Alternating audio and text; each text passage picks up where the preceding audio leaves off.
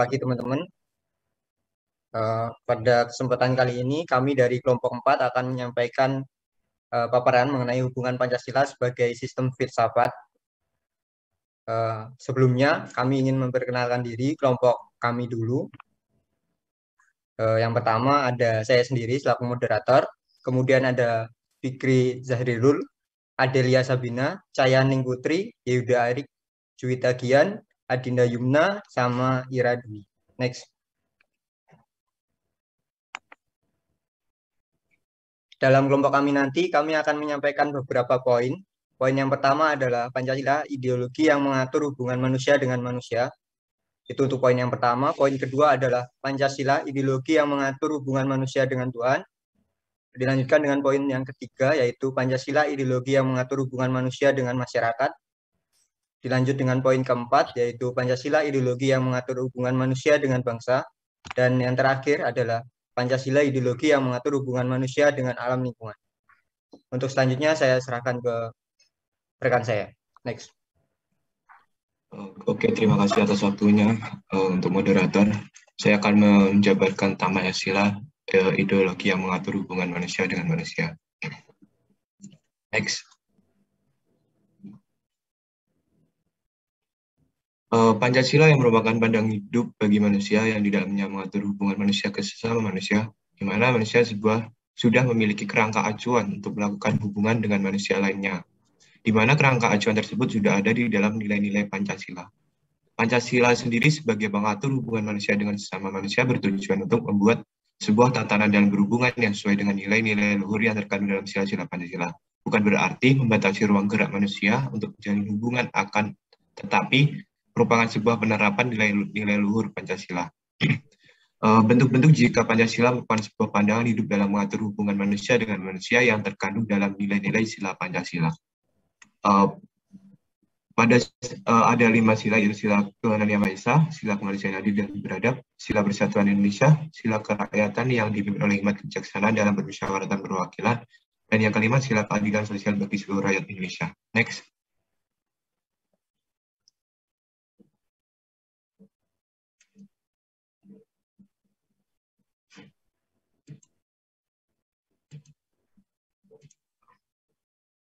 Mungkin moderator bisa kembali sebentar ya ke slide yang tadi. Oke, saya akan menjelaskan tentang sila ketuhanan yang Maha Esa.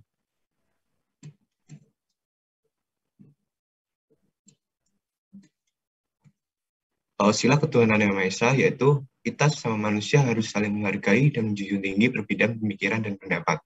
Kita tidak boleh saling memaksakan kehendak seseorang yang berlawanan dengan kita. Karena apa yang kita miliki belum tentu baik untuk dia juga. Apalagi mengenai masalah ketuhanan dan kepercayaan. Manusia diperbolehkan mempercayai apa yang dia percayai tanpa adanya unsur paksaan dari seseorang. Sila kemanusiaan yang adil dan beradab.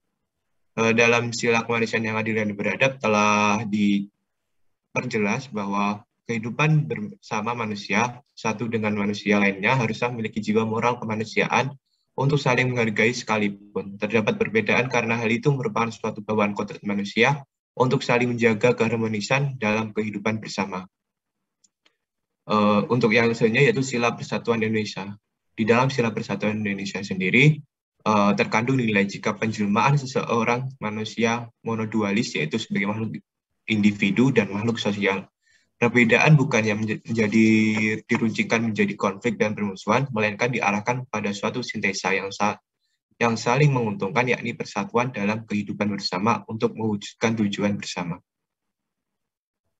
Untuk selanjutnya adalah sila kerakyatan yang dipimpin oleh hikmat kebijaksanaan dalam bermusyawaratan perwakilan. Di dalam sila kerakyatan yang dipimpin oleh hikmat kebijaksanaan dalam bermusyawaratan perwakilan, rakyat merupakan asal muasal kekuasaan negara, sehingga nilai-nilai demokrasi secara mutlak harus dilaksanakan dalam hidup negara. Manusia haruslah mendukung dan menerapkan demokrasi agar terciptanya sejahtera bersama, serta cita-cita bangsa tercapai.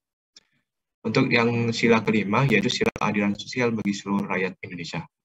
Kita sebagai manusia harus mewujudkan tujuan hidup bersama tersebut demi terciptanya masyarakat yang sejahtera. Manusia juga berhak mendapatkan keadilan di muka umum tanpa adanya perbedaan gender maupun perbedaan kedudukan. Semua manusia harus dipandang sama rata dan apabila manusia yang meninggalkan prinsip keadilan maka dapat dikatakan manusia tersebut tidak mengedepankan tujuan bersama. Untuk materi selanjutnya akan disampaikan oleh teman saya.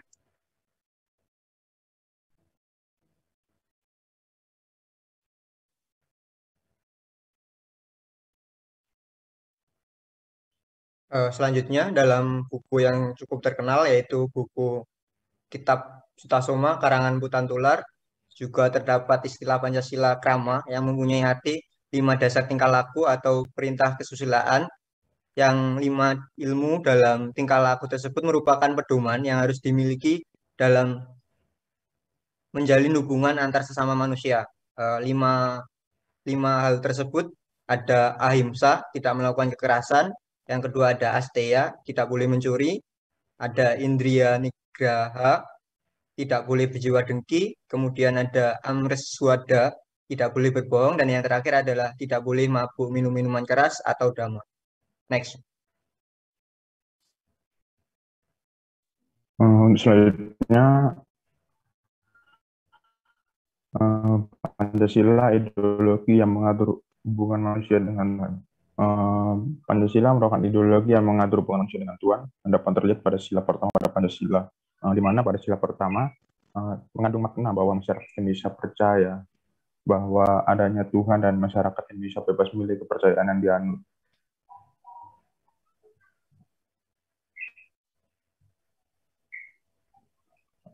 Tujuh butir pertama yang pada Pancasila mengandung 7 butir yang mengatur hubungan manusia dengan Tuhan. Yang pertama, bangsa Indonesia percaya dan takwa kepada Tuhan Yang Maha Esa. Di sini mengandung makna bahwa seorang yang memiliki kepercayaan suatu agama dapat menjalankan perintah dan melarang agama sesuai dengan norma-norma yang berlaku di masyarakat. Yang kedua, rakyat Indonesia percaya dan takwa kepada Tuhan Yang Maha Esa sesuai dengan agama dan kepercayaan masing-masing menurut dasar kemanusiaan yang adil dan beradab. Pada ini kepercayaan pada masing-masing menurut dasar kemanusiaan yang adil dan beradab. Hal tersebut dilakukan dengan cara tidak mengganggu ibadah agama orang lain. Yang ketiga, mengembangkan sikap saling hormat dan bekerja sama antar pemeluk agama satu dengan yang lain. Butir Pancasila yang ketiga ini dapat diartikan dengan saling menghormati antar manusia. Untuk yang keempat, membina kerukunan hidup di antara sesama umat beragama. Pengaplikasian butir tersebut dengan cara kita harus hidup saling rukun meskipun berbeda agama, karena kita adalah satu bangsa Indonesia. Yang kelima, agama dan kepercayaan terhadap Tuhan Yang Maha Esa adalah suatu masalah yang menyangkut hubungan pribadi manusia dengan Tuhan Yang Maha Esa. Contoh adalah sikap setiap manusia bebas memilih agama yang sudah disahkan oleh pemerintah dan undang-undang. Yang keenam, mengembangkan sikap saling menghormati, kebebasan menjalankan ibadah sesuai dengan agama dan kepercayaan masing-masing. Pada yang keenam ini, kita dapat melakukan hal-hal tersebut dalam kehidupan sehari-hari dengan cara saling menghormati ketika ada pemeluk agama yang sedang menjalankan seperti ibadah. Yang ketujuh, tidak memaksakan suatu agama dan kepercayaan kepada orang lain. Contohnya dalam butir terakhir ini kita dilarang untuk memaksakan suatu agama kepada orang lain. Itu merupakan urusan manusia dengan Tuhan. Kita hanya diwajibkan untuk mengingatkan saja, bukan untuk memaksanya.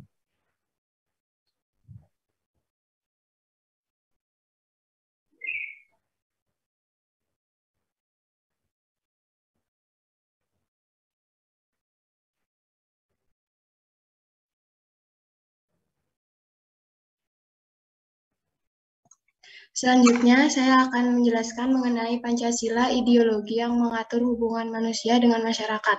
Pancasila merupakan ideologi yang mengatur hubungan manusia dengan masyarakat yang dapat terlihat pada sila kedua Pancasila sejak dahulu. Bangsa Indonesia beryakinkan bahwa pada hakikatnya semua manusia dilahirkan sama, dan karena itu yang hidup dan menikmati kehadapan sepenuhnya watak, meski bangsa Indonesia yang sebenarnya tidak menyukai perbedaan perihal martabat yang disebabkan karena perbedaan warna kulit, daerah keturunan, dan kasta yang terjadi di masyarakat feodal saat ini.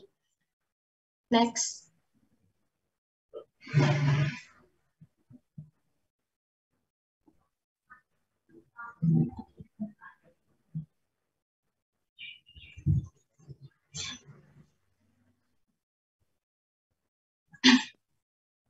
Bentuk penerapan hubungan manusia dengan masyarakat. Yang pertama, mengakui dan memperlakukan manusia sesuai dengan harkat dan martabatnya sebagai makhluk Tuhan yang Maha Esa. Dalam agama apapun, kita diajarkan untuk saling menghargai manusia sesuai dengan harkat dan martabatnya, saling menghormati, menghargai, dan toleransi antar manusia. Yang kedua, mengakui persamaan derajat, persamaan hak, dan kewajiban asasi setiap manusia, tanpa membeda-bedakan suku, keturunan, agama, kepercayaan, jenis kelamin, kedudukan sosial, warna kulit, dan sebagainya. Penerapan Pancasila sebagai ideologi negara yang mengatur hubungan manusia dengan masyarakat sangat menitik beratkan pada kesetaraan derajat dan hak tidak peduli ras, suku, agama, keturunan, jenis kelamin, kedudukan sosial, warna kulit, dan sebagainya. Karena toleransi adalah hal yang utama dalam hubungan manusia dengan masyarakat. Yang ketiga, mengembangkan sikap saling mencintai sesama manusia. Sikap saling mencintai sesama manusia juga dapat dimulai dari saling menghargai sesama. Dalam lingkup kampus sendiri, sikap ini dapat diwujudkan dengan tidak memilih-milih teman. Yang keempat, mengembangkan sikap saling tenggang rasa dan tepa selira. Tenggang rasa merupakan sikap seorang yang mampu menghargai dan menghormati orang lain baik secara lisan maupun perbuatan. Yang kelima, mengembangkan sikap tidak semena-mena terhadap orang lain. Jika ingin dihargai oleh orang lain, maka kita juga harus menghargai orang tersebut. Tidak boleh berbuat semena-mena. Yang keenam, menjunjung tinggi nilai-nilai kemanusiaan. Menjunjung tinggi nilai-nilai kemanusiaan dalam kampus dapat diterapkan seperti tidak membuli teman kita.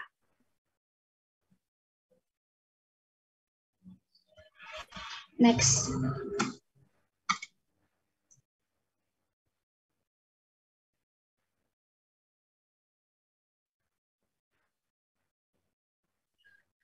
Selanjutnya ada mengembangkan sikap hormat, menghormati, dan bekerja sama dengan bangsa lain.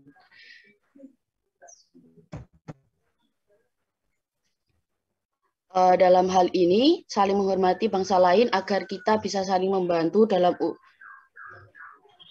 dalam urusan pembangunan dan sebagainya. Kemudian ada gemar melakukan kegiatan kemanusiaan. Gemar melakukan kegiatan kemanusiaan ini hubungan manusia dengan masyarakat sebagai manusia yang merupakan bagian dari masyarakat. Kita tidak boleh apatis terhadap masalah yang ada. Kemudian berani membela kebenaran dan keadilan. Berani membela kebenaran dan keadilan ini sebagai manusia yang merupakan bagian dari masyarakat, kita harus memperjuangkan kebenaran dan keadilan. Jangan sampai kita apatis melihat ada sesuatu hal yang tidak benar di depan kita. Kemudian bangsa Indonesia juga merupakan bagian dari masyarakat dunia, oleh karena itu kita harus terus berkembang agar tidak tertinggal dari bangsa lain. Next.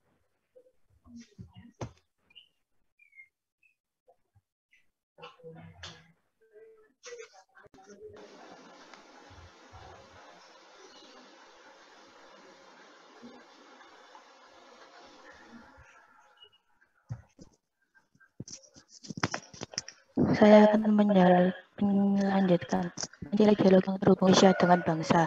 Setiap negara di dunia memiliki kebijakan nasional yang berfungsi sebagai platform untuk mempertahankan pemerintah nasional seperti Indonesia. Pancasila digunakan sebagai dasar negara atau ideologi negara yang mengatur cara kerja negara. Pancasila adalah sumber tata hukum negara yang secara konstitusional mengatur tentang negara Republik Indonesia segala bentuknya, yaitu penduduk.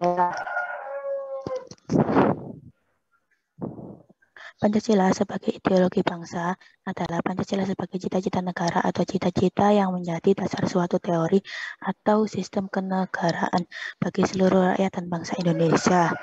Pencabutan ketetapan MPR tentang P4 ditegaskan bahwa Pancasila merupakan dasar negara kesatuan Republik Indonesia yang harus dilaksanakan secara konsisten dalam kehidupan berbangsa dan bernegara. Next.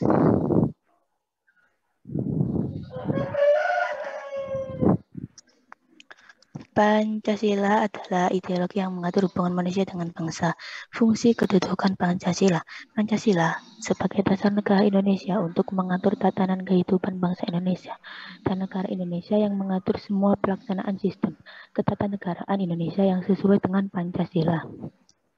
Selanjutnya akan dilanjutkan oleh teman saya. Baik, untuk selanjutnya, mohon maaf, mungkin bisa kembali. Baik, terima kasih. Yang pertama, Pancasila sebagai sumber dari segala sumber hukum bagi negara Indonesia.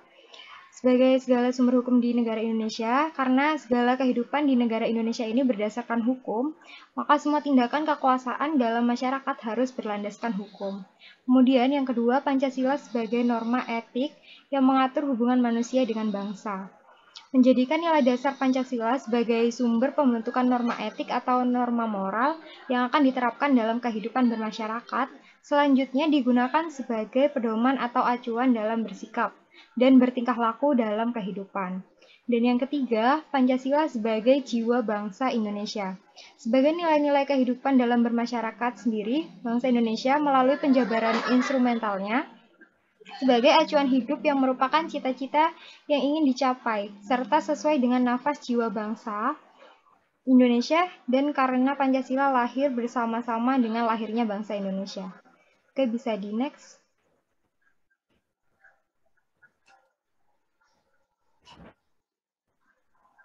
Rumusan norma etik tersebut tercantum dalam ketetapan MPR nomor 6 MPR 6/MPR/2001 tentang etika kehidupan berbangsa, bernegara, dan bermasyarakat, yaitu ada 5 poin. Yang pertama, etika sosial dan budaya. Yang kedua, etika pemerintahan dan politik. Yang ketiga, etika ekonomi dan bisnis. Yang keempat, etika penegakan hukum yang berkeadilan. Dan yang terakhir, etika keilmuan dan disiplin kehidupan. Boleh di next.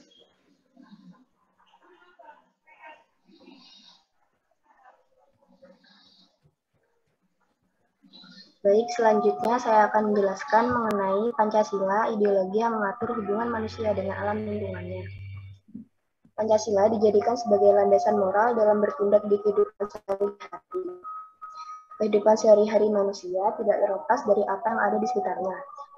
Terlebih lagi, lingkungan yang sangat erat kaitannya dengan manusia itu sendiri.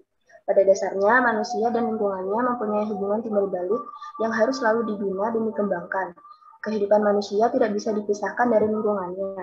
Lingkungan dapat mempengaruhi perkembangan kehidupan manusia baik secara langsung maupun tidak langsung. Pancasila sebagai dasar negara menjabarkan pengamalan nilai-nilainya dalam setiap aspek lingkungan yang tidak bisa dipisahkan. Nilai-nilai yang terkandung dalam Pancasila dari sila ke-1 sampai ke sila ke-5 yang harus diaplikasikan atau dijabarkan dalam setiap kegiatan pengelolaan lingkungan hidup adalah sebagai berikut. Bisa di next.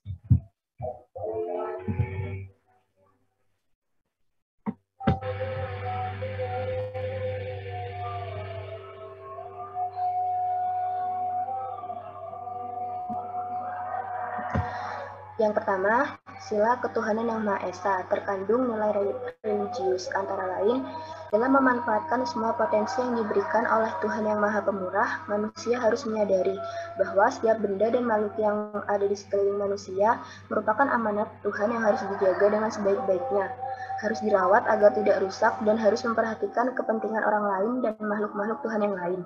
Banyak hal yang bisa dilakukan untuk mengaplikasikan sila ini dalam kehidupan sehari-hari.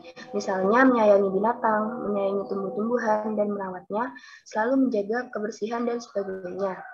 Dalam Islam bahkan ditekankan bahwa Allah tidak suka pada orang-orang yang membuat kerusakan di muka bumi, tetapi Allah senang terhadap orang-orang yang selalu bertakwa dan selalu berbuat baik. Lingkungan hidup Indonesia yang dianugerahi Tuhan Yang Maha Esa kepada rakyat dan bangsa Indonesia merupakan karunia dan rahmat-Nya yang wajib dilestarikan dan dikembangkan kemampuannya agar tetap dapat menjadi sumber dan penunjang hidup bagi rakyat dan bangsa Indonesia serta makhluk lainnya demi kelangsungan dan peningkatan kualitas hidup itu sendiri. Lalu pada sila kedua, yaitu sila kemanusiaan yang adil dan beradab, terkandung nilai-nilai perikemanusiaan. Penerapan, pengamalan, atau aplikasi sila ini dalam kehidupan sehari-hari dapat diwujudkan dalam bentuk kepedulian akan hak setiap orang untuk memperoleh lingkungan hidup yang baik dan sehat. Hak setiap orang untuk mendapatkan informasi lingkungan hidup yang berkaitan dengan peran dalam pengelolaan lingkungan hidup, hak setiap orang untuk berperan dalam rangka pengelolaan lingkungan hidup yang sesuai dengan ketentuan hukum yang berlaku, dan sebagainya. Dalam hal ini, banyak yang bisa dilakukan oleh masyarakat untuk mengamalkan sila ini. Misalnya, mengadakan pengendalian tingkat polusi udara agar udara yang dihirup bisa tetap nyaman, menjaga kelestarian tumbuh-tumbuhan yang ada, serta mengadakan gerakan penghijauan dan sebagainya. Lalu pada sila ketiga, yaitu sila Persatuan Indonesia, aplikasi atau pengamalan sila ini bisa dilakukan dengan beberapa cara, antara lain dengan melakukan inventarisasi tata nilai tradisional yang harus selalu diperhitungkan dalam pengambilan kebijaksanaan dan pengendalian pembangunan lingkungan di daerah, dan mengembangkannya melalui pendidikan dan latihan, serta penerangan dan penyuluhan dalam pengenalan tata nilai tradisional dan tata nilai agama yang mendorong perilaku manusia untuk melindungi sumber daya dan lingkungan.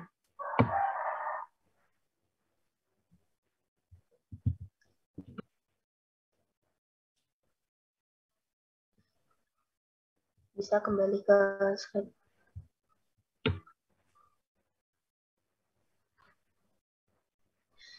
Baik, saya lanjutkan. Di beberapa daerah, tidak sedikit yang mempunyai ajaran turun-temurun mewarisi nilai-nilai leluhur agar tidak melakukan perbuatan yang dilarang oleh ketentuan adat daerah yang bersangkutan. Misalnya, ada larangan untuk menebang pohon-pohon tertentu tanpa izin sesepuh adat. Ada juga yang dilarang memakan binatang-binatang tertentu yang sangat dihormati pada kehidupan masyarakat yang bersangkutan, dan sebagainya. Secara tidak langsung, sebenarnya ajaran-ajaran yang leluhur ini ikut secara aktif melindungi kelestarian alam dan kelestarian lingkungan di daerah itu. Lalu pada sila keempat, yaitu sila kerakyatan yang dipimpin oleh hikmat kebijaksanaan dalam permusyawaratan perwakilan, terkandung nilai-nilai kerakyatan. Penerapan sila ini bisa dilakukan dalam berbagai bentuk kegiatan, antara lain seperti mewujudkan, menumbuhkan, mengembangkan, dan meningkatkan kesadaran dan tanggung jawab para pengambil keputusan dalam pengelolaan lingkungan hidup. Mewujudkan, menumbuhkan, mengembangkan, dan meningkatkan kesadaran akan hak dan tanggung jawab masyarakat dalam pengelolaan lingkungan hidup.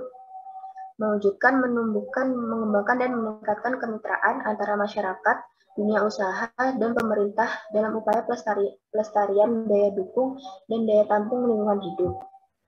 Dan yang terakhir yaitu sila kelima, sila keadilan sosial bagi seluruh rakyat Indonesia, terkandung nilai keadilan sosial. Pengawalan sila ini tampak dalam ketentuan-ketentuan hukum yang mengatur masalah lingkungan hidup. Sebagai contoh, dalam ketetapan MPR RI nomor 4 MPR tahun 1999 tentang garis-garis besar haluan negara, bagian H yang mengatur aspek-aspek pengelolaan lingkungan hidup dan pemanfaatan sumber daya alam. Dalam ketetapan ini, MPR ini hal itu diatur sebagai berikut. Yang pertama, mengelola sumber daya alam dan memelihara daya dukungnya agar bermanfaat bagi peningkatan kesejahteraan rakyat dari generasi ke generasi. Yang kedua, meningkatkan pemanfaatan sumber daya alam dan lingkungan hidup dengan melakukan konservasi, rehabilitasi, dan penghematan penggunaan dengan menerapkan teknologi ramah lingkungan. Yang ketiga, mendelegasikan secara bertahap wewenang pemerintah pusat kepada pemerintah daerah dalam pelaksanaan pengelolaan sumber daya alam secara selektif dan pemeliharaan lingkungan hidup, sehingga kualitas ekosistem tetap terjaga yang diatur dengan undang-undang. Yang keempat, mendayagunakan sumber daya alam untuk sebesar-besarnya kemakmuran rakyat dengan memperhatikan kelestarian fungsi dan keseimbangan lingkungan hidup, pembangunan yang berkelanjutan, kepentingan ekonomi dan budaya masyarakat lokal, serta penataan ruang yang pengaturannya diatur dengan undang-undang. Dan yang kelima, menerapkan indikator-indikator yang memungkinkan pelestarian kemampuan keterbaruan dalam pengelolaan sumber daya alam yang dapat diperbarui untuk mencegah kerusakan yang tidak dapat balik. Selanjutnya akan dijelaskan oleh rekan saya.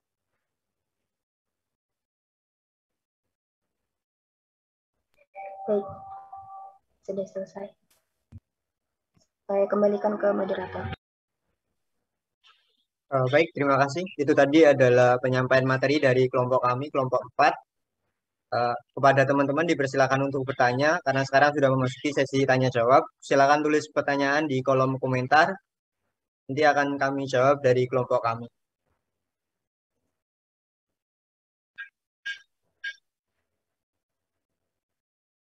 Baik, karena sudah ada PPT-nya dikeluarin aja supaya bisa kelihatan semua. Oke, Bapak.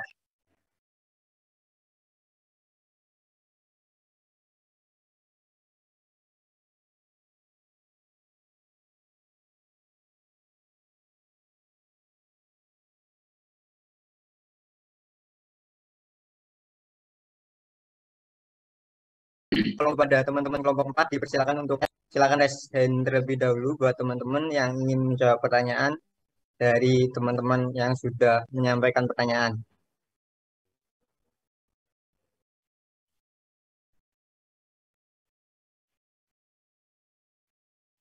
Ya, kepada Fikri dipersilakan untuk menjawab.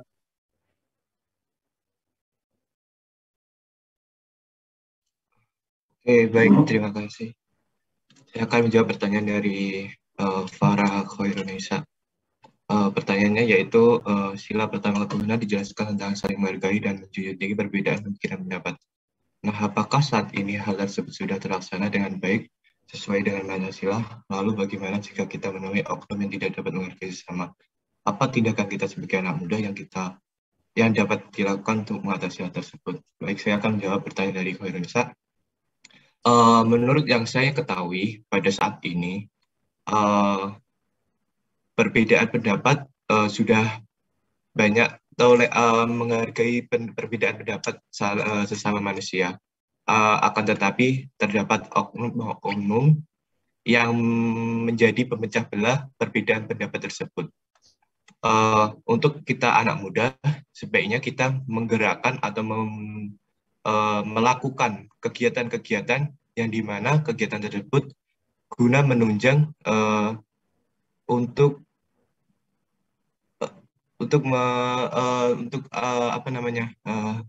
meningkatkan rasa kesadaran atau menghargai dan menjunjung tinggi perbedaan pemikiran pendapat.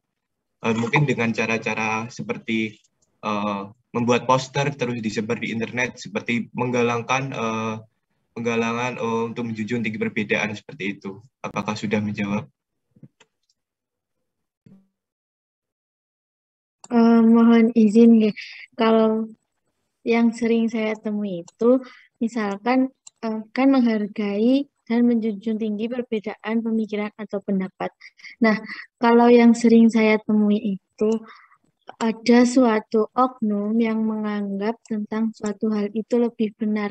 Contoh misalkan yang sering saya temui itu ada beberapa oknum yang menganggap jika misal kita menyukai boyband dari Korea atau mungkin dari Barat itu, ada yang masih menganggap jika hal itu masih tidak wajar atau mungkin masih menyimpang. Nah, bagaimana kalau seperti itu kasusnya? Terima kasih. Baik, berarti permasalahannya tentang kesukaan ya? Iya, seperti itu. Kalau masalah tentang kesukaan itu kan kembali ke pribadi masing-masing ya. Mungkin kalau dari orang itu menganggap kamu itu melakukan yang menyimpang, mungkin kita memberikan pengarahan atau penjelasan kepada orang yang mengatakan kepada kita itu. Soalnya tentang kesukaan orang-orang itu beda-beda. Contohnya,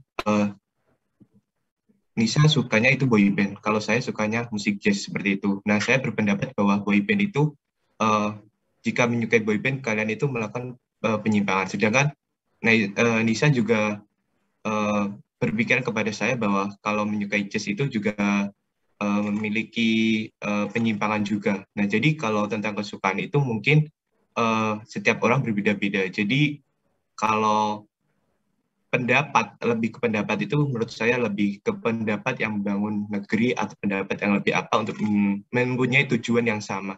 Jadi kalau tentang kesukaan dibuat kita diarahkan ke satu tujuan yang sama, mungkin kalau kesukaan itu sulit sih. Tapi kalau tentang pendapat untuk membangun sesuatu negeri atau apa gitu untuk menyatukan tujuan itu mungkin bisa dikasih pengarahan seperti itu sih.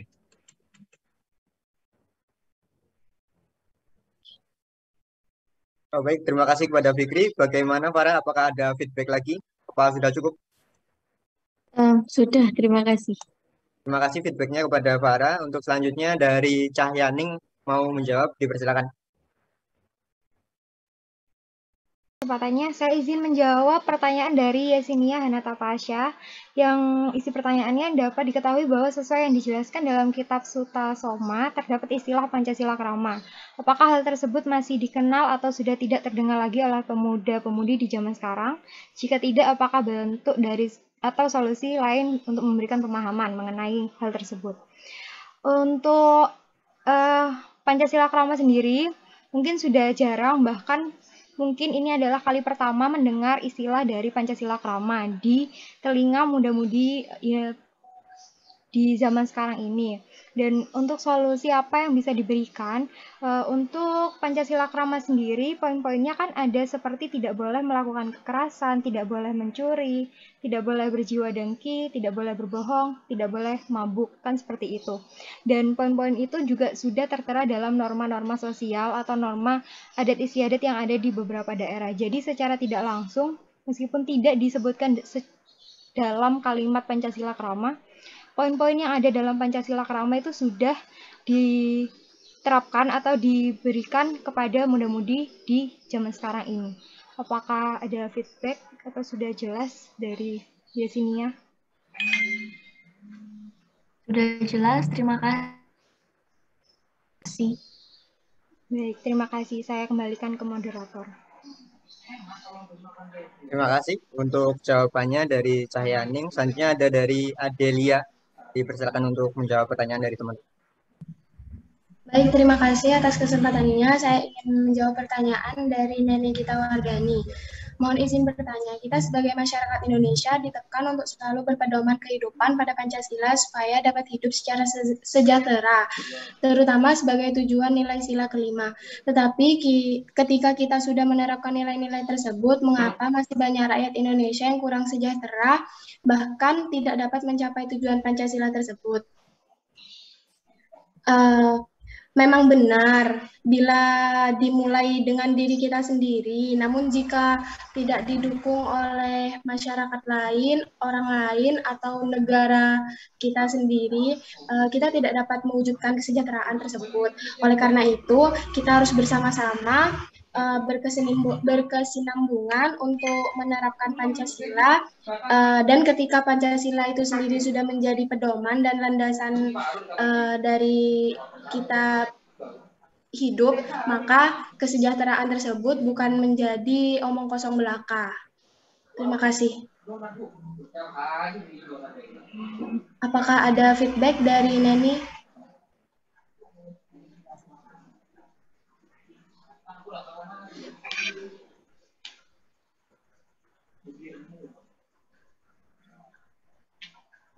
Karena udah cukup ya, tidak ada feedback. Terima kasih kepada Adelia.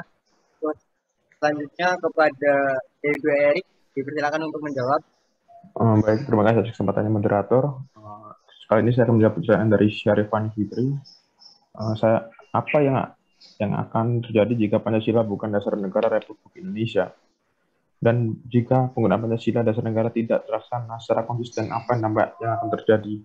Jadi gini, jika Pancasila bukan dasar negara kita, mungkin bangsa Indonesia akan tidak ada dasar yang menaungi semua rakyat Indonesia. Kayak contohnya hubungan manusia dengan Tuhan itu tidak ada yang menaungi. Dan ya antar masyarakat mungkin dapat memaksakan kehendak satu dengan yang lain, mungkin akan terjadi peperangan antar suku dan sebagainya. Dan jika penggunaan Pancasila sebagai dasar negara tidak terlaksana konsisten, apa dampak yang akan muncul? Dampak yang akan muncul pasti akan ada dampak yang namanya dampak ketidakadilan antar masyarakat. Kemudian juga ada lagi dampak yang paling parah dapat menyebabkan iri dengki sehingga dapat menimbulkan pertengkaran antar bangsa Indonesia. Apakah ada feedback?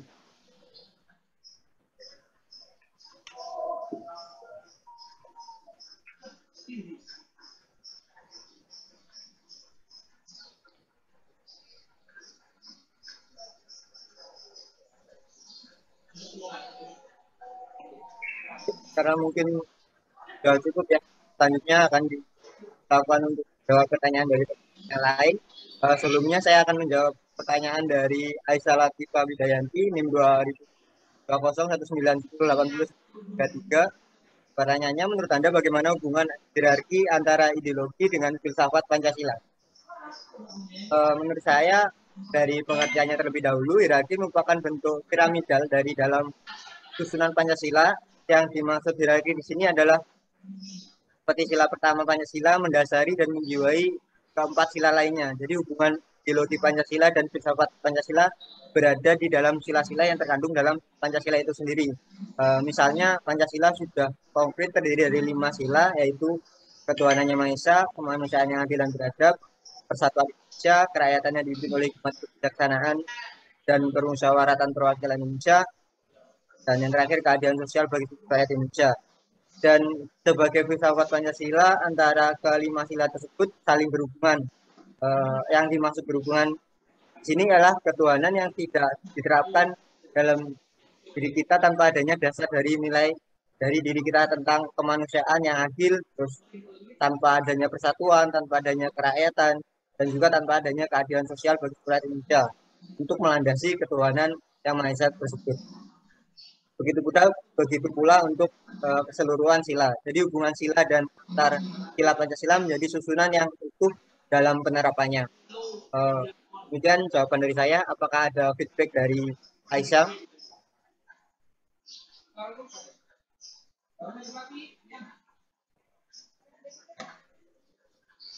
Sudah cukup ya, terima kasih. Untuk selanjutnya kepada Hadimda Yuna untuk jawab, silakan.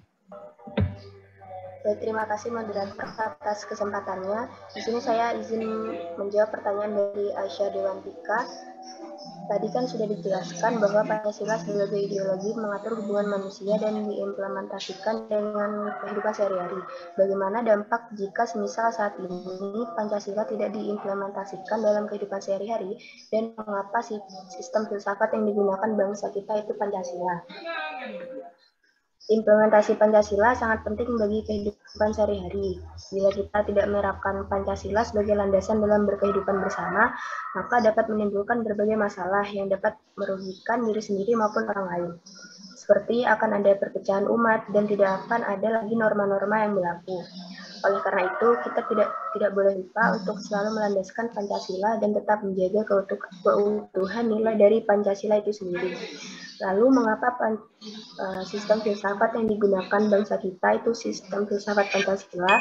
Karena Pancasila mampu memberikan jawaban mendasar tentang hakikat kehidupan bernegara, yaitu dalam susunan politik, sistem politik, bentuk negara, susunan perekonomian, dan dasar-dasar pengembangan ilmu pengetahuan terutama yang ada di Indonesia.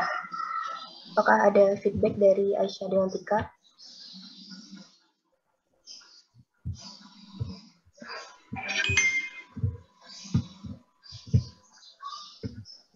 Terima kasih.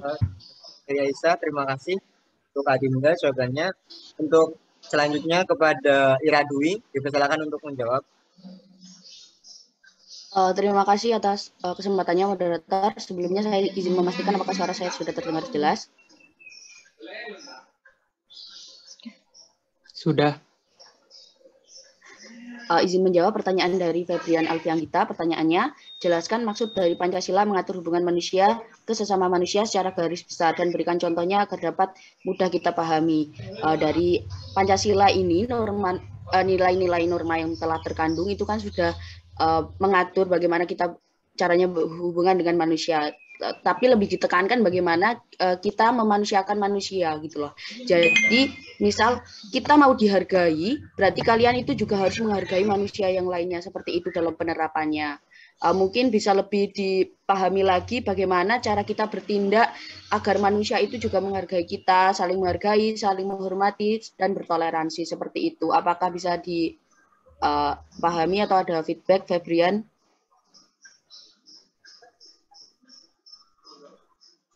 Terima kasih. Saya kembalikan ke moderator. Baik, terima kasih kepada Ira. Untuk selanjutnya kepada Juwita Gian, bisa menjawab dari pertanyaan teman-teman. Semua aku.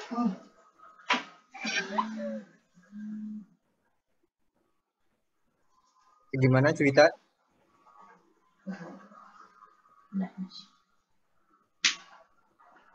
Mungkin mengalami gangguan sinyal, jadi kita lanjut ke. Ya, sudah. Oh iya, silakan pada Juwita. Mohon maaf sebelumnya, Oscar, karena gangguan sinyal.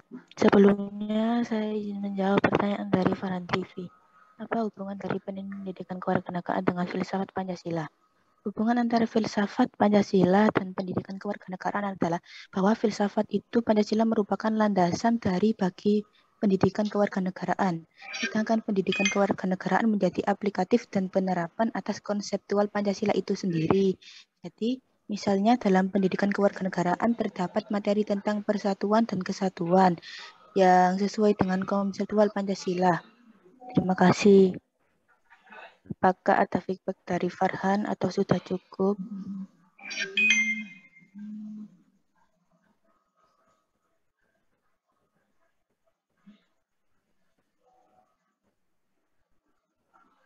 Terima kasih kepada kita. Selanjutnya kepada Erik dipersilakan untuk menjawab. Baik, terima kasih moderator atas kesempatannya. Saya akan menjawab beberapa pertanyaan yang ditanyakan. Yang pertama itu dari Filia. Izin bertanya, dalam buku Sutasoma terdapat istilah Pancasila krama yang salah satunya isinya adalah pedoman tingkah laku manusia yang tidak memiliki jiwa tinggi. Apakah hal tersebut akan mempengaruhi dalam kehidupan berbangsa dan bernegara? Apabila manusia memiliki jiwa tinggi, jika iya bagaimana pengaruhnya? Jadinya gini, jiwa iri tinggi sangat berpengaruh terhadap kehidupan bangsa dan bernegara. Kenapa? Karena sikap iri tinggi itu berpengaruh terhadap kerukunan antar masyarakat. Jadinya dapat menimbulkan perbedaan di masyarakat. Kemudian sifat tinggi itu juga dapat menimbulkan kerusuhan ya. Tadinya di antar masyarakat itu, apabila sifat iri dengki itu muncul, maka tidak akan ada lagi kerukunan dan sifat gotong royong seperti itu tidak ada lagi. Kurang lebih seperti itu. Apakah ada feedback dari Filia? Baik, cukup. Terima kasih atas jawabannya. Kemudian saya juga menyambung pertanyaan dari Zainul Yusuf. Izin bertanya, tadi telah disampaikan mengenai Pancasila ideologi yang mengatur hubungan manusia dengan Tuhan. Nah, pertanyaan saya dalam bentuk apa ya dan seberapa besar pengaruh Pancasila dalam mengatur hubungan manusia dengan Tuhan? Menurut saya, Pancasila yang mengatur hubungan manusia dengan Tuhan itu sangat besar hubungannya. Kenapa? Karena jika tidak ada Pancasila, maka dapat menimbulkan namanya sikap memaksakan kehendak, di mana ini yang paling berpengaruh, di mana satu orang dapat memaksakan agama kepada seseorang sehingga dapat menimbulkan perbedaan. Kemudian masyarakat sendiri juga tidak bebas lagi dalam memilih kepercayaan yang dianut. Itu yang berpengaruh besar terhadap kehidupan berbangsa dan bernegara di Indonesia. Kemudian apakah ada feedback dari Zainul Yusuf? Cukup, terima kasih banyak. Kemudian yang terakhir saya juga menjawab pertanyaan dari Maheswari. Izin bertanya, bagaimana kondisi anak muda saat ini mengenai sikap membela kebenaran keadilan? Selain itu, apakah cara meningkatkan sikap membela kebenaran dan keadilan pada saat ini? Sikap membela kebenaran dan keadilan pada kondisi anak muda saat ini cukup memprihatinkan. Kenapa? Karena banyak sekali anak-anak muda yang sudah mulai mengenal yang namanya sikap kurang adil. Seperti contohnya banyak sekali anak muda yang sudah mulai seperti korupsi, banyak sekali anak muda pintar yang sudah mulai korupsi dan lain sebagainya. Saya tahu apakah ada cara menekan sikap bela kebenaran dan keadilan pada saat ini. Salah satu cara yang dapat dilakukan adalah dengan cara melakukan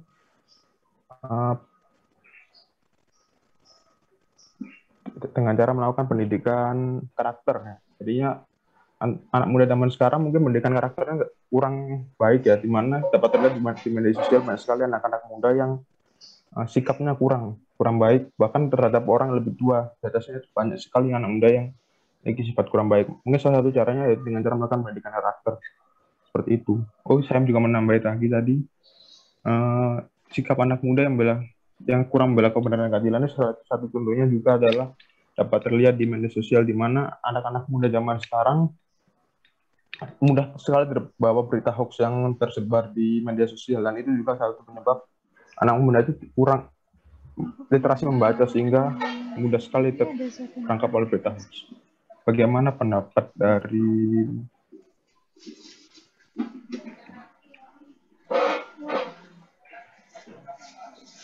Mas Mari? Apakah ada feedback dari Mas?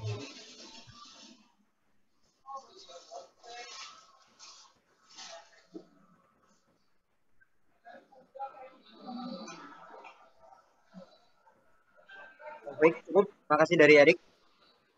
Untuk selanjutnya, saya akan menjawab pertanyaan dari Hilda Sania Vina Aziza, tim 20, 19, 10, 80, 40.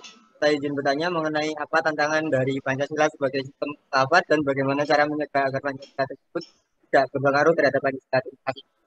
Menurut saya, untuk tantangan Pancasila sebagai sistem filsafat sendiri di era saat ini yaitu globalisasi dan perkembangan teknologi yang kita tahu bahwa globalisasi dan perkembangan teknologi yang begitu cepat memberikan kesempatan kepada kita untuk bertukar informasi dengan cepat, sehingga pertukaran tentang bagaimana pola pikir manusia itu menjadi sangat cepat, sehingga berpengaruh terhadap sistem filsafat yang kita anut termasuk pada Pancasila. Untuk bagaimana pencegahannya bisa dikembalikan kepada bangsa kita sendiri, yaitu dengan melakukan filterisasi. Jadi apa yang baik untuk kita lakukan untuk bangsa kita bisa kita ambil, dan untuk yang tidak baik atau menyimpang dari Pancasila bisa kita singkirkan terlebih dahulu. Jadi itu jawaban dari saya. Apakah dari Wilda ada tanggapan atau ada feedback?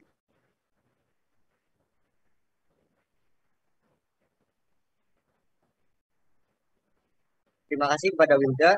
Untuk selanjutnya kepada Cahyaning, dipersilakan untuk menjawab.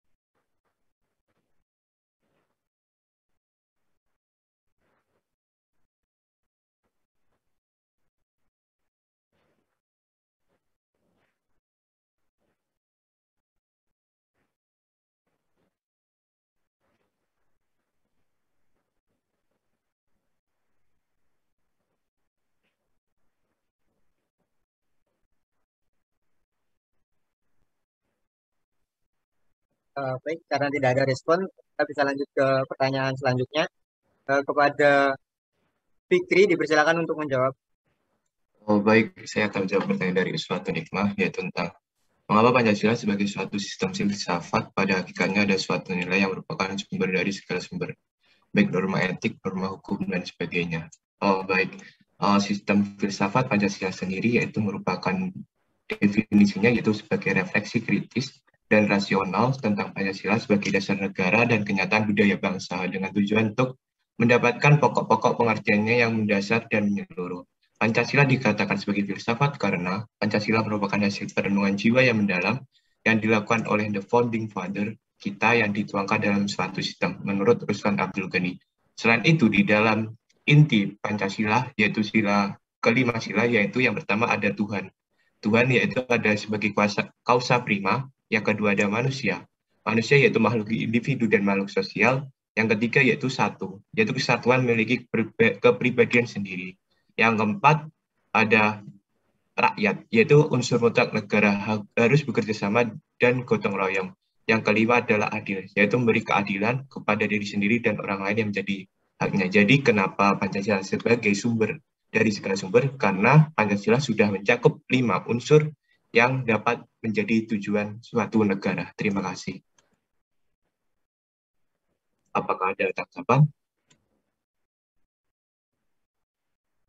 Izin menambahkan, lalu bagaimana filsafat Pancasila tersebut direalisasikan dalam norma-norma yang ada, baik dalam norma etik, norma hukum, maupun norma agama yang berlaku di kehidupan sehari-hari. Terima kasih. Oke, baik, saya akan jawab. Pada dasarnya, filsafat Pancasila sendiri kan, Pancasila itu ada 5 kan. Nah, di dalam 5 Pancasila itu ada sila-sila yang mengatur tentang norma-norma. Contohnya itu norma etik, di mana norma etik sendiri seperti menghargai sesama, menghargai perbedaan, terus menghargai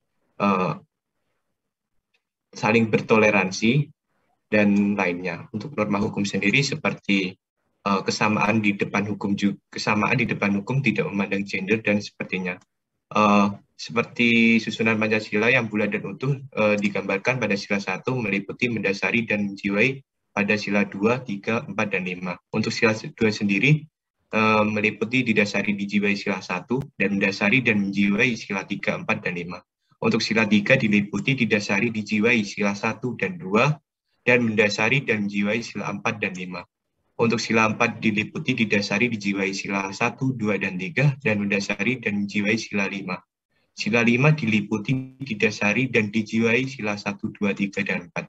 Jadi semua norma dan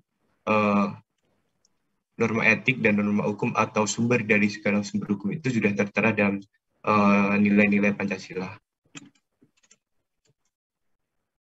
Baik, terima kasih atas jawabannya. Baik, terima kasih kepada Uswatun dan Fikri untuk saling bertukar feedback. Selanjutnya kepada Adinda Yumna bisa menjawab pertanyaan dari teman. Baik, saya izin menjawab pertanyaan dari Orieta dan Rizky ya, karena pertanyaannya sama. Pertanyaannya yaitu mengapa manusia selalu berfilsafat dan mengapa filsafat yang digunakan bangsa kita adalah filsafat Pancasila. Karena selama manusia hidup itu kan selalu berfilsafat. Adanya filsafat dari adanya rasa ingin tahu manusia yang diimplementasikan dengan bertanya tentang hal-hal yang berhubungan dengan keberadaan manusia. Atau filsafat juga diartikan sebagai kegiatan manusia dalam mencari jawaban atas pertanyaan. Bangsa Indonesia menggunakan filsafat Pancasila dikarenakan Pancasila mampu memberi jawaban mendasar tentang hakikat kehidupan bernegara seperti susunan politik, sistem politik, bentuk negara, susunan perekonomian, dan dasar-dasar pengembangan ilmu pengetahuan terutama yang ada di Indonesia. Apakah ada feedback dari Orieta dan Rizky? Baik, terima kasih Adinda atas jawabannya. Sudah cukup. Izin menambahkan, Mas. Iya, silakan kepada Adelia. Izin menambahkan dari pertanyaan Rizky Febrianto, mengapa manusia selalu berfilsafat? Karena filsafat merupakan sebagian dari kehidupan manusia dan filsafat merupakan hal yang dipelajari oleh manusia itu sendiri untuk mengembangkan pengetahuan. Mengapa filsafat yang digunakan bangsa kita adalah filsafat Pancasila? Karena kembali lagi Pancasila merupakan dasar negara yang sudah ditetapkan dan menjadi landasan, sehingga memang Pancasila yang karena kembali lagi ke arti Pancasila. Pancasila merupakan dasar negara yang sudah ditetapkan dan memang Pancasila merupakan cerminan bangsa Indonesia itu sendiri. Oleh karena itu filsafat Pancasila lah yang digunakan. Terima kasih. Terima kasih kepada Adelia.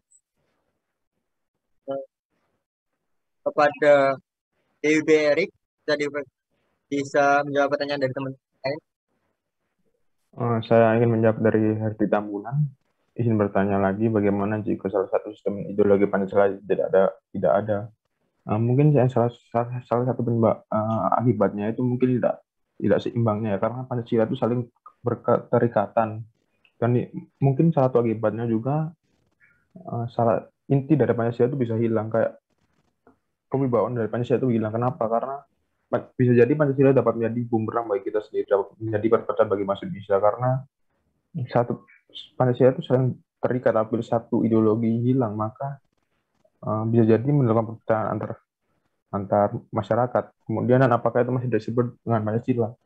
Menurut saya tidak bisa, karena Pancasila kembali lagi Pancasila memang sebuah setiap isi dari Pancasila itu merupakan satu keterikatan dan tidak bisa dipisahkan. Menurut saya. Apakah ada feedback dari Tinambulan? Terima kasih kepada Erik. Selanjutnya kepada Fikri, bisa dipersilakan untuk menjawab pertanyaan dari teman-teman.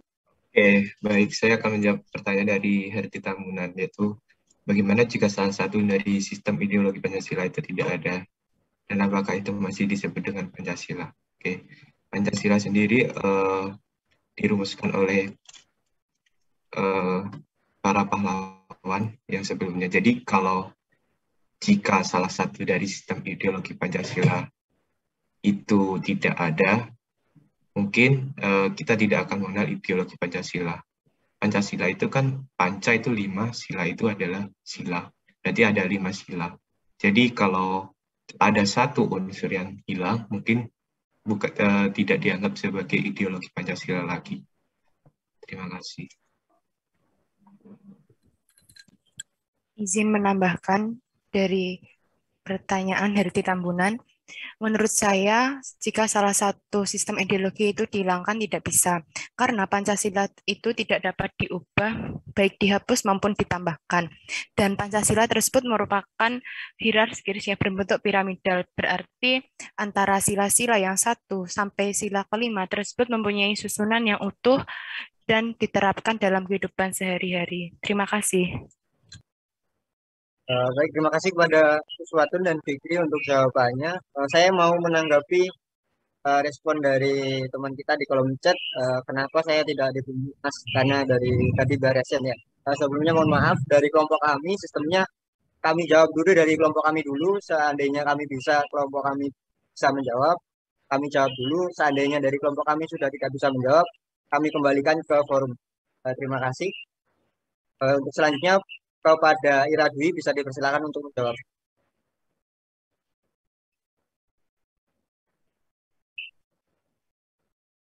Terima kasih atas kesempatannya moderator. Kali ini saya akan menjawab pertanyaan dari Jihan. Pertanyaannya, bagaimana peran pemerintah dalam mewujudkan lingkungan hidup yang sehat, sedangkan saat pendirian pabrik di dekat pemukiman saja masih terjadi halalnya suap menyuap terhadap lingkungan sekitar dan perizinan pembangunan pabrik karena besarnya keuangan yang digunakan untuk menyuap dan berakibat rusaknya lingkungan hidup. Padahal pemerintah sendiri membuat peraturan dan dilanggar. Mohon izin, mohon maaf sebelumnya, karena menurut kami ini adalah pertanyaannya cukup melenceng dari apa yang kami bahas, tapi tidak apa-apa. Izinkan saya untuk menjawab. Peran dari pemerintah dalam mewujudkan lingkungan hidup yang sehat ini bisa dimulai dengan memaksimalkan kerja DLH, yang mana itu DLH kan mengatur bagaimana lingkungan hidup tata susunan kota kan. Jadi mungkin juga bisa dimaksimalkan dengan adanya pengambilan sampah oleh truk sampah seperti itu, kemudian pembangunan maksudnya penanaman pohon-pohon di sekitar jalan seperti itu kan membantu udara, sirkulasi udara juga lebih baik. Kemudian pembangunan sanitasi yang baik di gedung-gedung pemerintah itu juga termasuk mewujudkan lingkungan hidup yang sehat. Kemudian menjaga kebersihan dari sungai-sungai yang ada di Indonesia, terkhususnya yang di Jakarta, bahkan sampai banjir-banjir ya. Saya rasa begitu penjelasan dari saya. Apakah ada tambahan dari Jihan atau feedback? Terima kasih. Dari Jihan tidak ada feedback dan dirasa cukup. Mohon maaf, moderator izin masuk. Ya. Untuk teman-teman yang tadi menanyakan pertanyaan, bisa minta tolong di chat ulang apabila belum terjawab. Apabila ada yang belum terjawab. Ya, silakan. Ya baik, terima kasih Erik udah diingatkan. Sebelum kita menjawab pertanyaan selanjutnya, kepada teman-teman yang merasa pertanyaannya belum terjawab, bisa di chat ulang pertanyaannya karena ini sudah tertimbun beberapa pertanyaan. Jadi kepada teman-teman silakan bagi yang merasa pertanyaannya belum terjawab bisa mengirim pertanyaan lagi di kolom chat setelah saya tanda titik yang sudah saya tulis di kolom chat. Terima kasih. Untuk selanjutnya kepada Fikri dipersilakan untuk menjawab pertanyaan dari teman.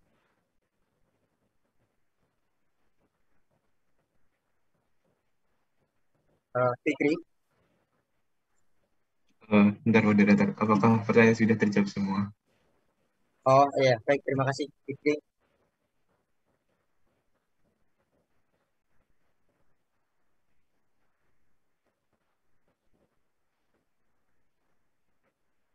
Kepada teman-teman, sekali lagi, bagi yang merasa pertanyaannya belum terjawab, bisa mengirimkan kembali pertanyaannya setelah tanda titik yang sudah saya kirim di chat global. Karena data dari kami, pertanyaan dari teman-teman sudah tertulis, jadi kami sedikit kesulitan untuk mengoreksi mana yang sudah terjawab dan mana yang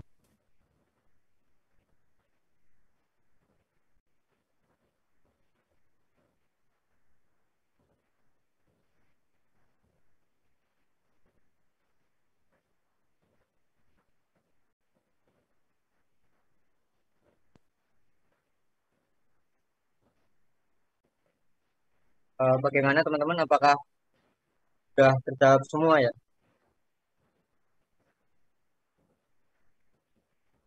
Kami tunggu beberapa menit.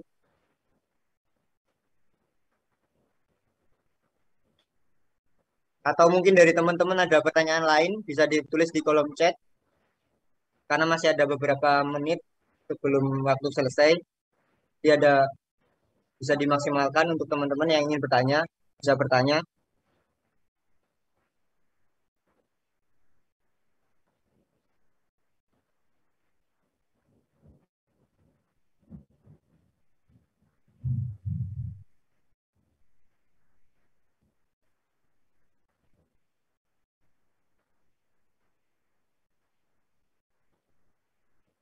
Mungkin karena tidak ada respon dari teman-teman, kami anggap dari kelompok kami semua pertanyaan sudah terjawab. Ada pertanyaan baru dari Herti Tambunan kepada teman-teman dari kelompok 4 yang belum jawab, bisa dipersilakan present untuk jawab pertanyaan dari Herti Tambunan.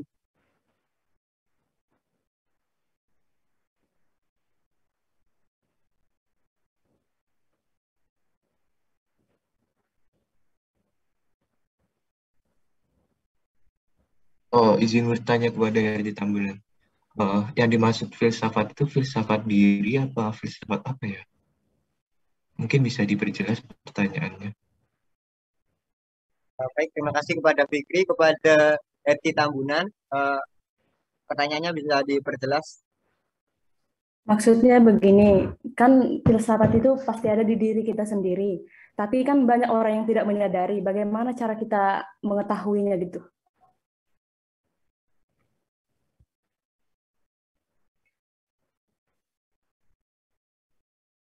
Baik, terima kasih. Mungkin dari teman-teman kelompok 4 ada yang mau menjawab? Silakan.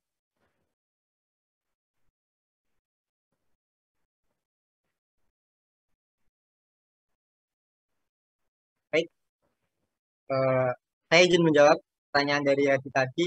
Bagaimana menyadari bahwa filsafat itu ada daripada diri kita sendiri. Benar.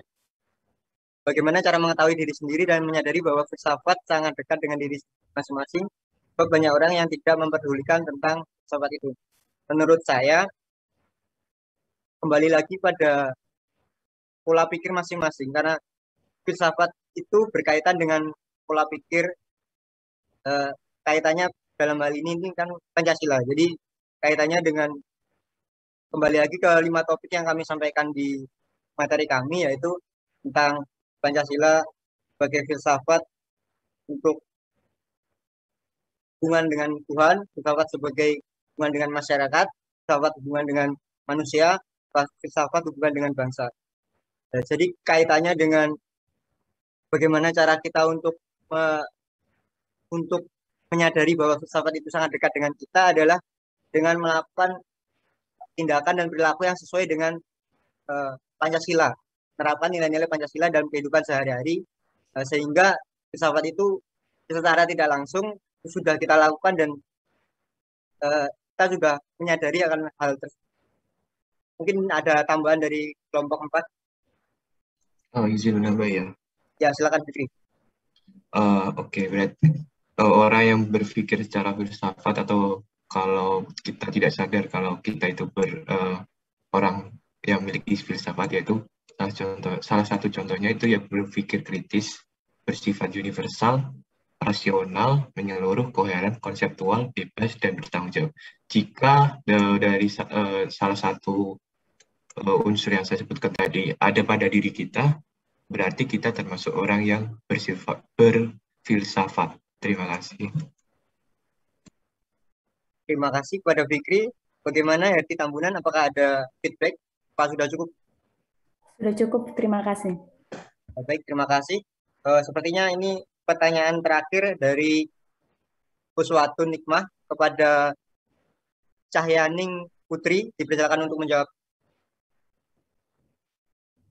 Kesempatannya saya izin menjawab pertanyaan dari Uswatun, yaitu jelaskan dalam 3 konsep dalam filsafat Pancasila. Jadi di filsafat sendiri itu ada 3 konsep, yaitu ontologis, epistemologis, dan ontologis. Ontologis, epistemologis, dan yang terakhir itu adalah aksiologis. Baik, yang pertama itu mengenai sebagai sistem ontologis.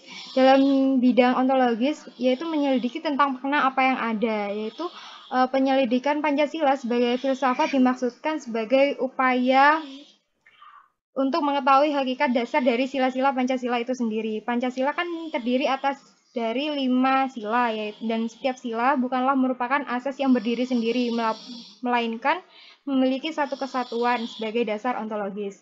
Kemudian yang kedua, landasan epistemologis Pancasila. Epistemologi sendiri adalah cabang filsafat yang menyelidiki mengenai asal, syarat, susunan, metode, dan validitas ilmu pengetahuan. Dalam konsep ini, kajian Pancasila sebagai filsafat dimaksudkan sebagai upaya untuk mencari hakikat Pancasila sebagai suatu sistem pengetahuan. Kemudian yang terakhir yaitu adalah Pancasila dengan konsep aksiologis.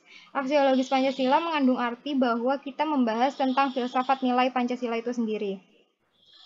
Pancasila sebagai filsafat mengandung pandangan, nilai, pemikiran yang dapat menjadi substansi dan isi pembentukan ideologi Pancasila. Apakah sudah menjawab? Apakah ada feedback dari Uswatun? Baik, terima kasih atas jawabnya, Putri. Baik, terima kasih. Saya kembalikan kepada moderator. Baik, terima kasih kepada teman-teman. Karena waktu sudah menunjukkan pukul 12, lebih sedikit. Terima kasih kepada teman-teman yang sudah menyampaikan pertanyaan. Beberapa pertanyaan dari teman-teman cukup menarik bagi kelompok kami dan sudah bisa kami jawab. Terima kasih juga. Saya mewakili kelompok 4, mohon maaf apabila ada salah kata dan ada tindakan yang kurang berkenan pada teman-teman. Terima kasih kepada Pak Nur sudah memberikan kesempatannya. Untuk selanjutnya kepada Pak Nur kami mohon untuk memberikan feedback kepada kelompok kami dan memberikan koreksi dan masukan agar kedepannya kelompok kami bisa menjadi lebih baik. Untuk itu saya akhiri. Terima kasih. Wassalamualaikum warahmatullahi wabarakatuh. Om Swastiastu, Salam, Namo Buddhaya, Salam Kebajikan, selamat siang. Saya kembalikan ke Pak Nur. Sebentar. Oke, sudah lagi, terima kasih. Baiklah, terima kasih kelompok 4, Arik dan kawan-kawan. Ariknya ada 2 ya, Arik dan Erik. Oke, terima kasih. Ini barusan Pak Nur Hadi ditelepon oleh pihak RRI. Ada siaran live di situ, ternyata yang bersangkutan itu tidak bisa hadir. Pak Nur diminta untuk ganjeli itu sebagai pengganti. Kita tunggu berita selesai kira-kira 5 menit lagi. Oke, terima kasih kelompok 4 dan Bagus. Petirnya luar biasa di tempat Pak Nur. Banyak sekali Pak Nur mencatat, ya maaf tadi sambil dibagi-bagi karena ada acara di RRI itu tadi, dikontak oleh RRI tidak bisa mengikuti, terutama yang bagian akhir. Pak Nur sempat kehilangan jejak, tapi tidak apa-apa, bagus. Pak Nur sempat mencatat paling tidak ada 19 orang penanya. 19 orang penanya, ada salah seorang atau beberapa ya, yang pertanyaannya tidak satu. Apa artinya? Ya, jual beli pertanyaannya menjadi bagus. Menjadi banyak, tanggapannya menjadi banyak. Jawabannya juga begitu. Seken banget ini kayaknya pemandunya. Pemandunya seken banget ya, ya mengutamakan kelompok yang presentasi untuk memberikan. Tetapi tidak apa-apa, ya kok kebetulan juga audiensnya tidak ada yang nyeletuk misalnya untuk menambahkan, untuk melengkapi atau gimana itu, sehingga ya menjadi hampir semua jawaban didominasi oleh kelompok yang presentasi. Tapi tidak apa-apa ya, komunikasi dua arahnya sudah berjalan. Satu. Yang kedua, saudara, satu persoalan yang barangkali perlu kita garis bawahi sebagai Pancasila, sebagai falsafah, sebagai filsafat gitu ya. Filsafat itu sebagai satu pedoman. Filsafat itu kalau kita pelajari dari awal mulanya, filsafat itu sebagai induk. Ya. Petirnya terdengar barangkali. Induknya ilmu pengetahuan, kemudian berkembang begitu rupa, masing-masing kemudian berdiri sebagai ilmu pengetahuan sendiri-sendiri, terpecah belah sekarang menjadi banyak sekali ilmu pengetahuan. Nah, ilmu pengetahuan, ya namanya pengetahuan itu selalu mendasarkan pada logika, nalar, ya, masuk di akal atau tidak. Jadi argumentasinya argumentasi nalar, argumentasi ilmiah. Itulah sebabnya kemudian filsafat menjadi pedoman, menjadi pegangan bagi siapapun. Jadi seseorang, kalau seseorang sudah mempunyai keyakinan, itu sebenarnya juga sudah mempunyai filsafat, berarti ya. Sudah punya filsafat, karena dengan keyakinan itu dia sudah punya argumentasi. Mengapa dia yakin? Pada apa dia yakin? Mengapa harus yakin? Dan seterusnya itu dia sudah punya argumentasi sendiri. Dan itulah falsafah yang dimiliki oleh seseorang. Ya. Kebetulan tadi yang kita bicarakan tentang Pancasila, sehingga teman-teman berfokus pada Pancasila. Secara umum, kalau kita sudah mempunyai falsafah hidup seperti itu, maka biasanya seseorang akan menjadi lebih bijak, menjadi lebih arif. Mengapa? Karena semua tindakannya, semua perilakunya, semua yang dia perbuat, itu selalu melalui proses pemikirannya terlebih dahulu. Ya. Selalu melalui proses pemikirannya terlebih dahulu. Masuk akal atau tidak, nalar atau tidak, merugikan yang lain atau tidak. Jadi aspek-aspek seperti itu selalu terkait dengan kegiatan seseorang, aktivitas seseorang. Karena dia sudah dilandasi oleh falsafah tertentu yang dia yakini. Oke, agama juga bisa menjadi falsafah, ilmu pengetahuan juga memperkuat falsafah. Apalagi ajaran-ajaran dari nenek moyang kita, dari orang tua kita, itu semuanya mempertebal, memperkuat falsafah yang kita punya. Sehingga kita mempunyai pedoman dari berbagai macam yang dapat kita jadikan sebagai pegangan hidup kita. Itulah falsafah, filsafat. Nah, biasanya tadi Pak Nur bilang orang yang sudah sangat memahami, sangat menguasai filsafatnya, itu tadi setiap gerak-geriknya, setiap tindakannya, setiap perilakunya, apapun yang akan dia kerjakan, itu biasanya sudah didasari pada pemikiran yang matang itu. Ya. Sehingga tidak terlalu gegabah, tidak terlalu egois, gitu kan ya, tidak selalu mau menangnya sendiri. Mengapa? Karena dia punya pertimbangan-pertimbangan tertentu. Itulah sebabnya kalau kita kaitkan dengan bahwa kita hidup bersama dalam masyarakat, bangsa, dan negara, maka yang seringkali menjadi pedoman, apabila kita bisa menghargai yang lain, maka kita juga akan dihargai oleh yang lain. Tadi sudah disampaikan, ya itu menjadi pegangan filsafah kita juga. Apabila kita mampu atau bisa akrab, ramah dengan lingkungan kita, ya dunia kita, lingkungan kita itu kan dunia dan isinya kan ya. Maka dunia juga akan ramah kepada kita. Pak Nur teringat ini ketika melakukan penelitian bersama mahasiswa di gunung ini. Saudara barangkali yang pernah melewati Kelakah, ya dari Jember arah Surabaya, di Kelakah itu di seberang kanan jalan, di sebelah kanan jalan, Kelakah itu kan ada gunung itu ya. Gunung Lemong apa Gunung Lamongan itu namanya, yang sebenarnya juga daerah hitam di situ. Ada satu pelajaran menarik ketika kami melakukan penelitian bersama mahasiswa. Di lingkungan itu, gunung itu diselamatkan oleh seorang guru ngaji. Ya, guru ngaji yang berhasil mengajak para santrinya untuk kemudian menghijaukan gunung itu, menyelamatkan lingkungan itu. Yang akhirnya kemudian mendapat apresiasi dari berbagai macam pihak. Dari sebuah surau yang kecil, ya gitu kan ya, dari sebuah surau yang kecil kemudian menimbulkan gerakan yang begitu rupa karena diikuti oleh banyak pihak. Ya, mendapat apresiasi dari pemerintah setempat, dari desa, kecamatan, kabupaten, dan seterusnya, bahkan dari luar daerah. Nah, makanya tadi salah satu contoh yang Pak Nur kemukakan, apabila kita ramah pada lingkungan kita, maka lingkungan kita atau dunia dan isinya akan ramah juga kepada kita.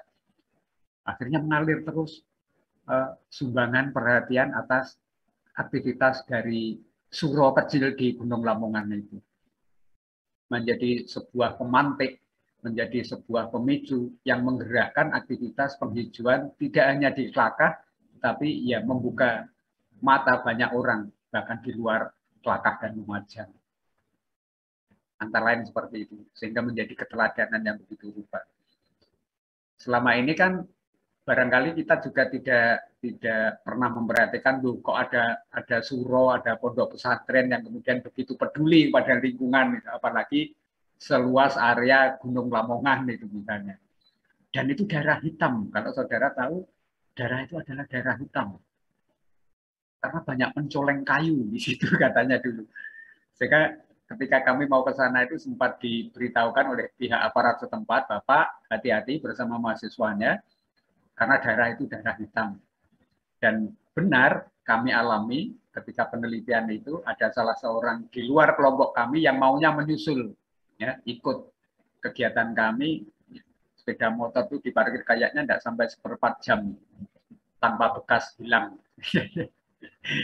Makanya terkenal sebagai darah hitam. Masya Allah, kami kalau teringat itu ya, kami kagum terhadap upaya atau kepedulian lingkungan yang begitu rupa, tapi akhirnya kami berkorban satu sepeda motor dalam kegiatan itu hilang. Baik saudara, itu kira-kira yang bisa Pak Nur tambahkan. Mohon maaf sedikit sekali. Ini Pak Nur ditunggu oleh pihak RRI untuk bisa melanjutkan acara live yang diselenggarakan oleh Pro 3 RRI Jember. Mohon maaf atas segala kekurangan. Insya Allah minggu depan kita bertemu kembali untuk melanjutkan perkuliahan kita. Terima kasih, mohon maaf Pak Nur tidak membuka ruang pertanyaan. Pak Nur sudah ditunggu. Bila taufik wal hidayah, wassalamualaikum warahmatullahi wabarakatuh. Selamat siang. Waalaikumsalam. Terima kasih Bapak. Terima kasih Pak. Baik, resensinya tolong dicek ulang. Baik. Oke Pak. Oke, Pak.